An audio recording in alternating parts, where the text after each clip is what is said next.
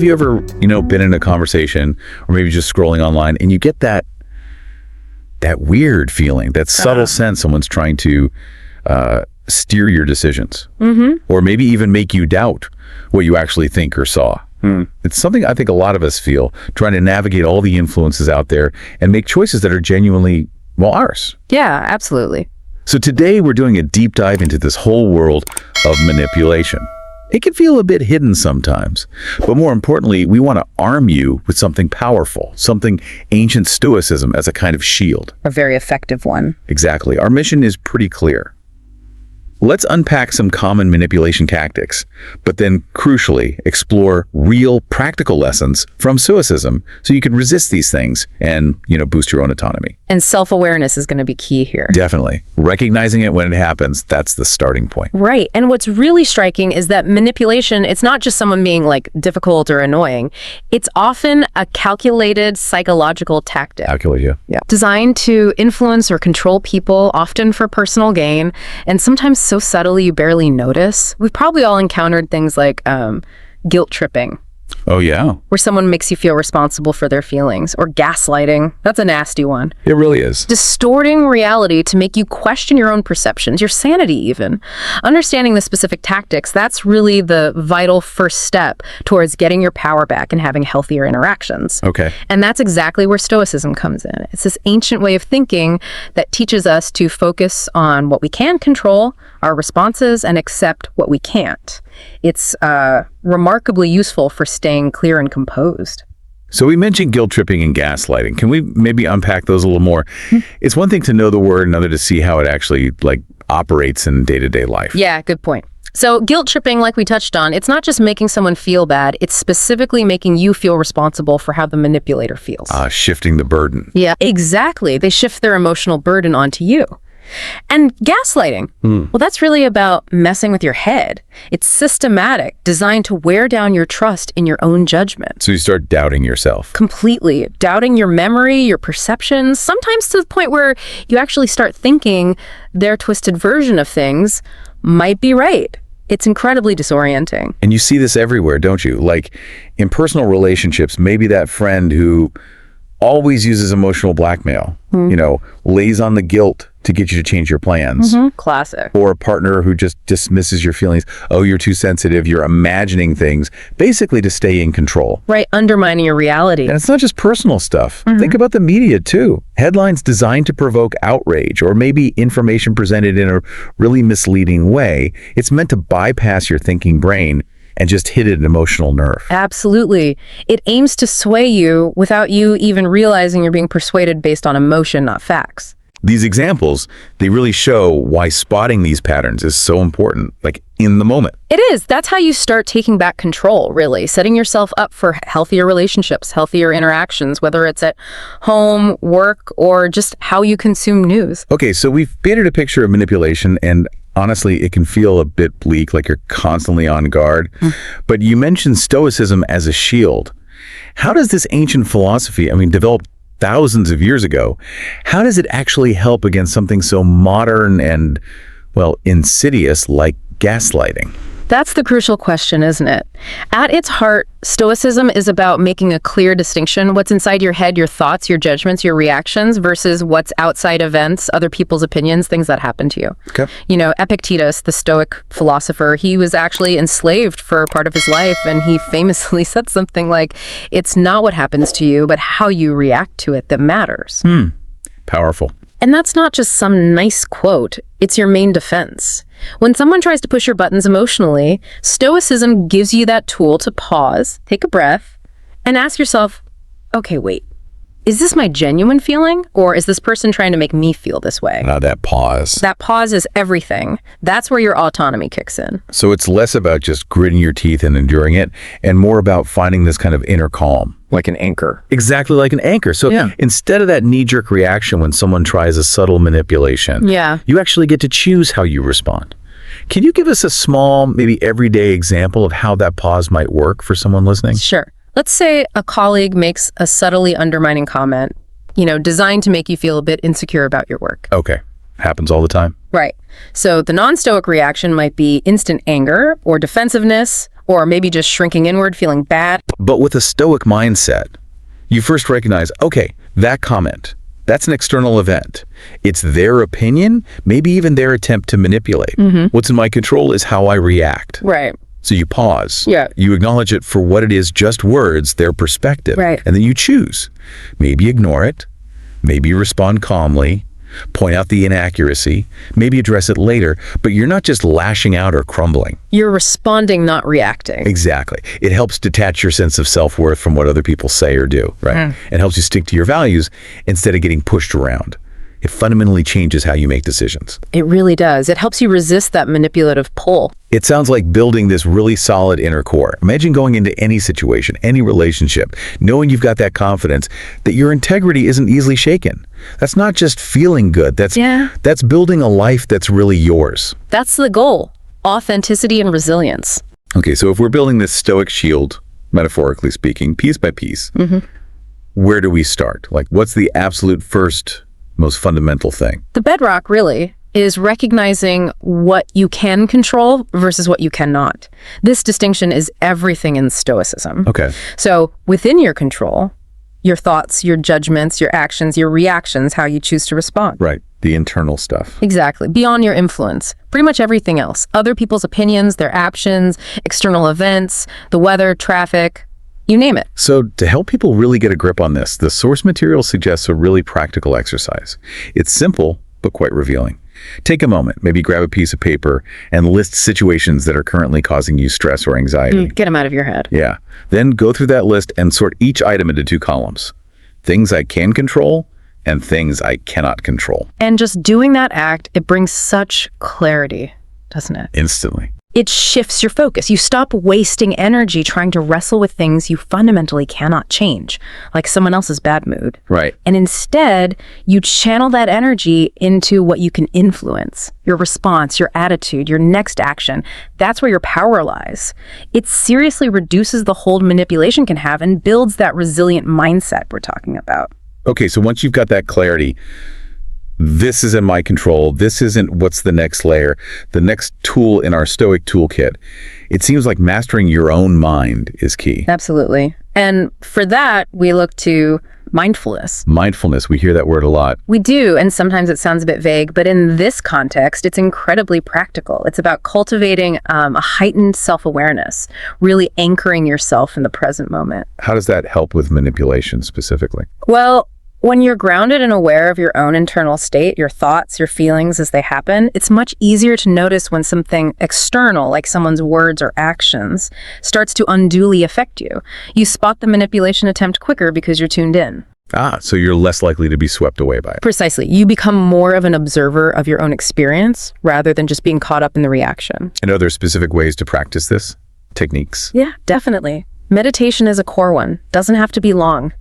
Just a few minutes each day, focusing on your breath, noticing thoughts come and go without judging them, just observing. Okay. Another really powerful tool is journaling. Taking time to reflect on your day, your interactions, how you felt, why you reacted certain ways. It helps clarify your responses to external pressures, and you might start seeing patterns, perhaps manipulative ones you hadn't noticed before. So it's about making conscious choices instead of just reacting. That's the essence of it. Mindfulness helps you move from that reactive, almost automatic state to a more deliberate, conscious way of responding. Yeah. And that makes you far less vulnerable to manipulation day to day. It's amazing how much our internal world, our assumptions, dictate how we experience things. Which I guess brings up a really important question. How much of what we believe about ourselves, about others, about how things should be, is actually accurate? And how much is just stuff we've absorbed without questioning? That is such a vital point. Critically evaluating your own underlying beliefs and assumptions is, well, crucial, especially because some of those assumptions might have been subtly planted or reinforced by sources that don't exactly have your best interests at heart. Like what kind of assumptions? Well, think about a common one, maybe an unconscious one. The assumption that everyone is basically trustworthy. Right. We want to believe that. We do. But operating purely on that assumption can leave you wide open to manipulation, can it? It's wiser, from a Stoic perspective, to approach interactions with discernment. Seek different viewpoints on a situation, maybe talk things through with trusted, objective people to challenge your initial take. Okay, that makes sense. Any others? Another big one, especially in our culture, is the belief that success equals happiness, or a specific kind of success equals happiness, like career status or material wealth. Yeah, that pressure is huge. Huge. And it can make you vulnerable to pressures from family, society, media, pushing you towards choices that don't actually align with your real values. Questioning that assumption, does this definition of success truly make me happy, protects your autonomy. So by actively questioning these deep-seated assumptions, you're essentially reclaiming your decision-making power. Exactly. You're making sure your choices are informed and truly your own, not just echoes of external influences. It builds that resilient, self-directed mindset we keep coming back to. Okay, so this talk about assumptions, influences, protecting our autonomy, it leads naturally into our relationships with others, right? Which brings us to the next really crucial Stoic lesson, setting boundaries. Absolutely essential. Boundaries are basically the lines you draw that define acceptable behavior in your interactions with others. They act as a vital shield, specifically against emotional manipulation. A shield, I like that. They are. They're fundamental for maintaining your personal space, your emotional well-being, and your autonomy. They stop others from overstepping. But setting them, that can be the hard part. How do you actually communicate boundaries effectively? It feels awkward sometimes. It can be, especially at first. The key is to be direct, clear, and assertive, which is different from being aggressive. Okay, assertive, not aggressive. Got it. And using I statements is really helpful. Instead of saying, you're making me uncomfortable, which can sound accusatory, try, I feel uncomfortable when, or I need some space right now, or I'm not willing to discuss that. So focusing on your own feeling or need. Exactly. And here's something really important to remember. No is a complete sentence. Well, yes. Good reminder. You often don't need to provide a long explanation or justification. A simple, clear no or I can't do that is sufficient. Practicing that can be incredibly empowering. It feels like it's not just about stopping manipulation, but also about self-respect. It absolutely is. It's about respecting your own needs and limits. And ultimately, clear boundaries lead to healthier, more respectful relationships. Because expectations are clear, people know where they stand with you. All right, moving through these Stoic tools. Our fifth lesson tackles a skill that's just vital for navigating pretty much everything in life, but especially potential manipulation. We're talking about emotional intelligence. Yes, emotional intelligence, or EQ. It's not just about being nice or good with people. In this context, it's a critical defense mechanism. You can break it down into roughly 4 key parts. Okay, let's hear them. First, self-awareness. Really knowing your own emotions and, crucially, your triggers. What pushes your buttons. Manipulators often target vulnerability, so knowing yours is the first step to protecting them. Makes sense. What's next? Second, self-regulation. This is about managing your impulses and responses. A manipulator often wants you to react emotionally, impulsively. Self-regulation lets you pause, manage that initial surge of feeling, and choose a more considered response. Or maybe no response at all. Taking back control of the reaction again. Exactly.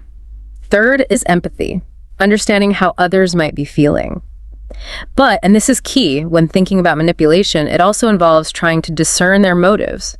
Are they genuinely expressing an emotion, or are they perhaps performing emotion to get a reaction from you? Ah, that's a subtle but important distinction. Very. And finally, social skills.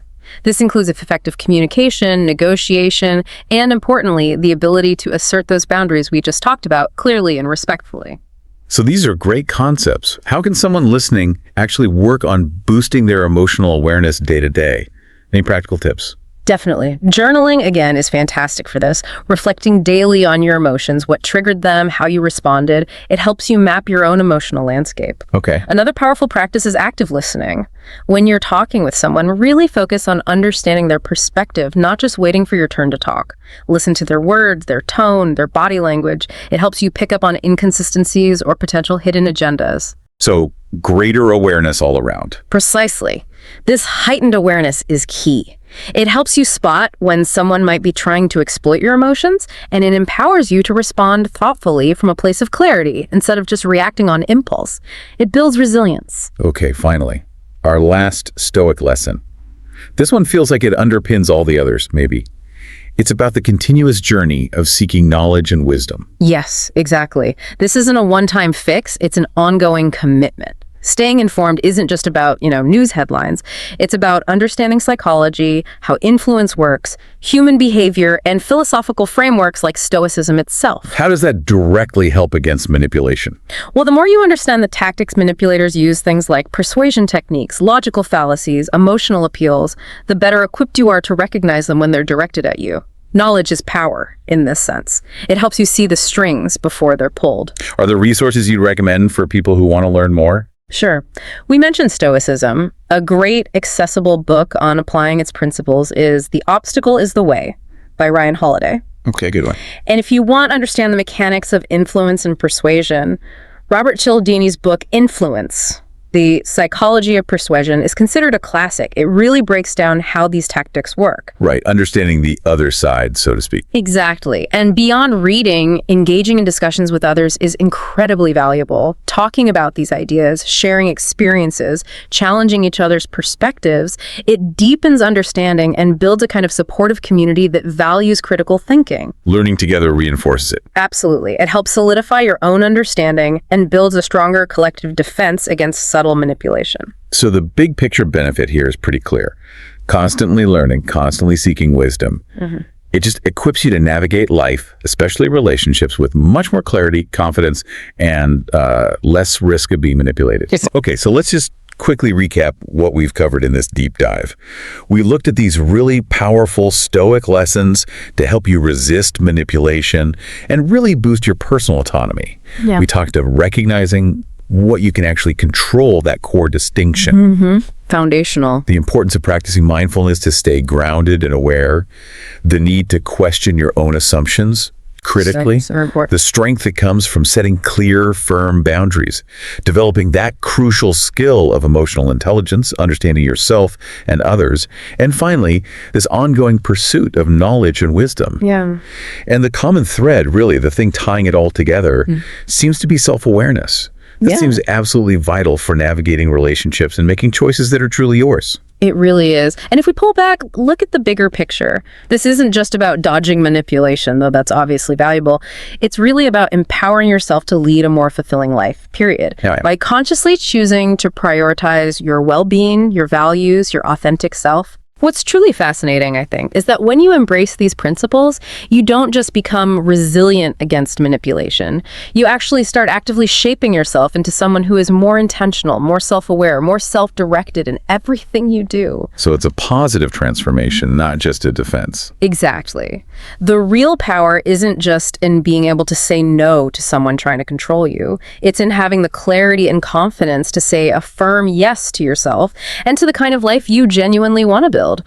On your own terms. That's a great way to put it. So maybe something for you listening to consider.